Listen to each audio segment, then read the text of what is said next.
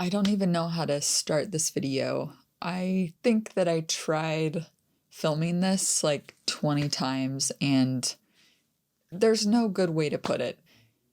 This channel is so important to me. I've learned so much through this channel, through posting the videos, learning from you, connecting with other creatives.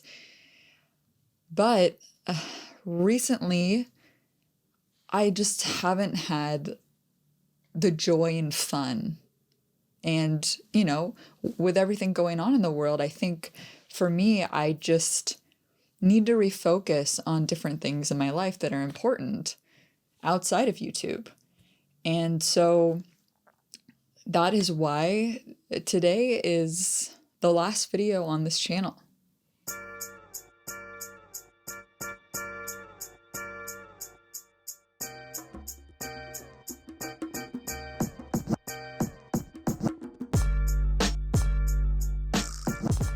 So if you're new here, I'm Kelsey, and this is my YouTube channel, Premier Gal, and I guess this is awkward because it's my last video, but I thought that for my last video, I would give you guys tips on how to edit for your own YouTube videos. So in this video, I'll be covering 5 of the top things that I wish I would have known. Of course, there's more that I could share with you, but I feel like these ones stand out as the most important.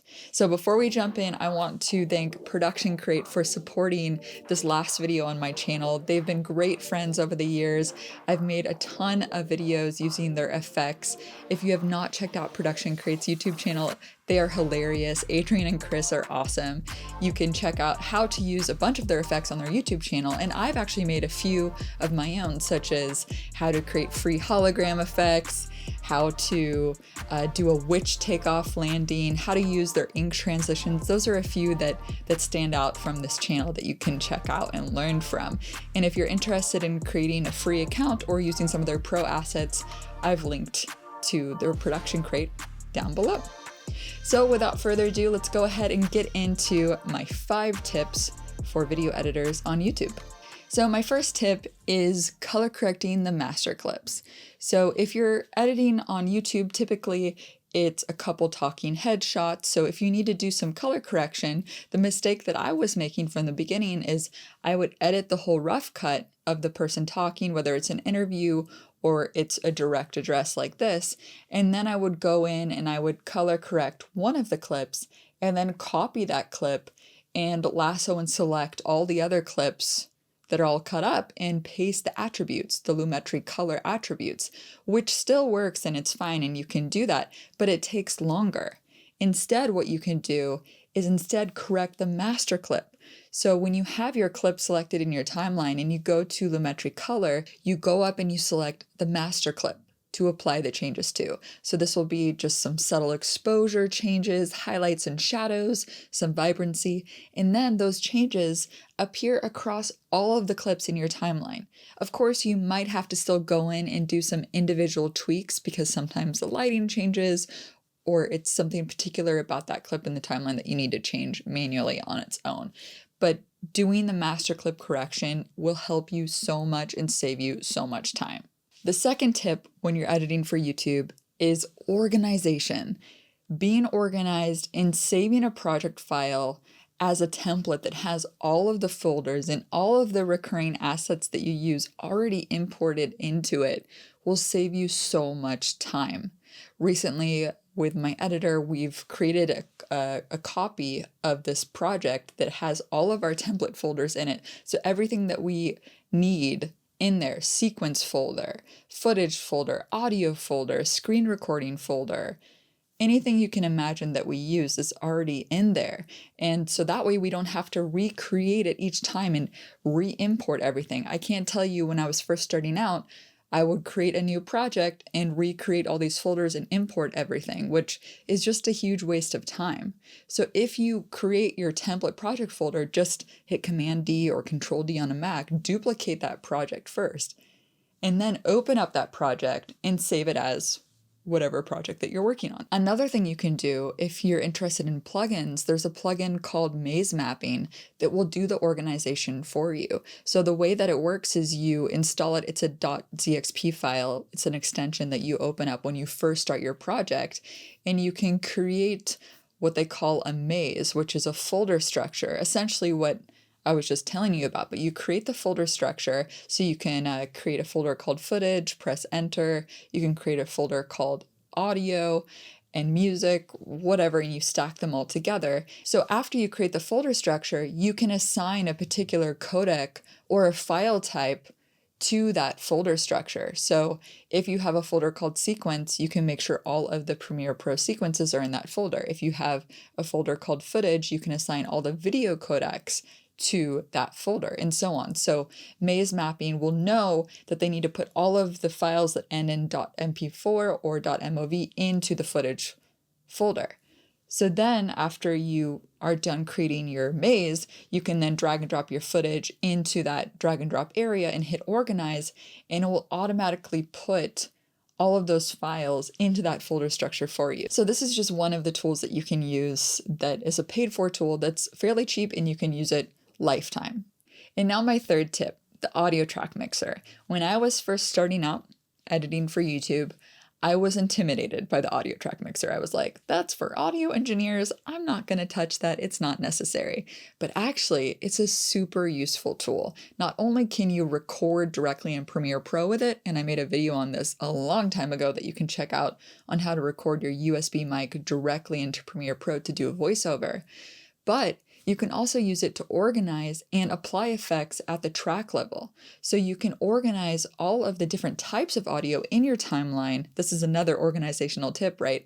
Half of editing is organizing. So in my audio layers below the half point line, the audio is half the picture, right? So it's super important. So for audio track 1 and 2, I now put all of my voice clips on that. And then audio track 3 and 4 is reserved for music tracks only. So I only put the audio types that are related to voice on those 2 layers, and then music, and then sound effects, and so on. Before, I would just put all these random clips everywhere, and there was no organization. So by focusing on the audio track level, what you can do now, if all of your voice tracks are in audio track 1, you can then go to the audio track mixer and apply effects to that audio track, and it affects all of the clips on that track. Of course, you still might need to add some effects at the clip level as well, and you can still do that. But before I discovered the audio track mixing, I was using the Essential Sound panel, where I would select a bunch of clips at once and then assign it, let's say, as voice, and do some corrections in the Essential Sound panel, which is fine. But I find that it's more efficient, and I guess there's a theme here going throughout saving time, right? It's more efficient to use the audio track mixer. To give you an example of some of the effects that I use on my voice track, I use a plugin called Acusonus, which it's just an amazing audio plugin. It's the Era 5 bundle. And for example, let me just play a clip right now of my voice before we apply Acusonus. So just straight out of the microphone, which is what I was doing before. I didn't apply any effects to my voice. I just recorded it and slapped it up on YouTube, which is fine. But if you really want to take it to the next level and really focus on your sound, you can try out this tool. So let me play the clean audio first. In this video, I'm going to show you how you can take a static page, and now I'm going to open up the effects, and I'm going to apply the Acusonus voice leveler first, and it has to listen back first, and I usually do breath control, and you can change the percentage of how much of the effect you want to put on. And then after that, I put on an auto EQ, which just helps bring more vibrancy and depth to my voice. And after that, I put a slight noise remover. And you can also add some reverb, de-reverber, and de-essers if you need to. And here's the clip, the exact same clip, what it sounds like with the Acusonus on. In this video, I'm going to show you how you can take a static page, so you can really hear a difference here, the before. In this video, I'm going to show you how you can take a static page, and now the after. In this video, I'm going to show you how you can take a static page. In this video, I'm going to show you how you can take a static page. In this video, I'm going to show you how you can take a static page. And so Acusonus just saved me a ton of time, and working with the audio track mixer effects instead of at the clip level is a huge time saver. And number 4 is how to export motion graphics with sound effects that need an alpha transparency layer. So this is a really easy thing that you can do, and it's something that I have to do all the time when I'm sharing assets with my team, a consistent asset that they're going to have to use in multiple videos, right? So rather than having them edit a Mogurt each time and change the colors and add a sound effects, it saves time for me when I first design the motion graphic in After Effects to pull it in Premiere Pro, add some sound design, and then export it with an alpha transparency so they can use that asset over and over again. And it's the same color and the same sound. And it renders faster because Mogurts tend to take up a lot of render time. If it's a movie file with a transparency, it saves time as well. So to do that, you can see here in my timeline, I have just a simple transition that I want my editors to be able to use between two clips with a sound effect file. So you go up to File, you go to Export, Media, and then it will bring up the export window. So from Format, you can choose QuickTime. And from the different types of QuickTime file presets, you can either choose the Apple ProRes with the alpha or the GoPro Cineform with alpha. And I would recommend changing the bitrate at maximum bit depth for just better quality. And then you just hit export, and once it's done, you can see that there is transparency here, so videos can be put beneath it for a nice, smooth transition. So that's my 4th tip. And my 5th tip is, what is it? What's the 5th tip? Oh, color themes.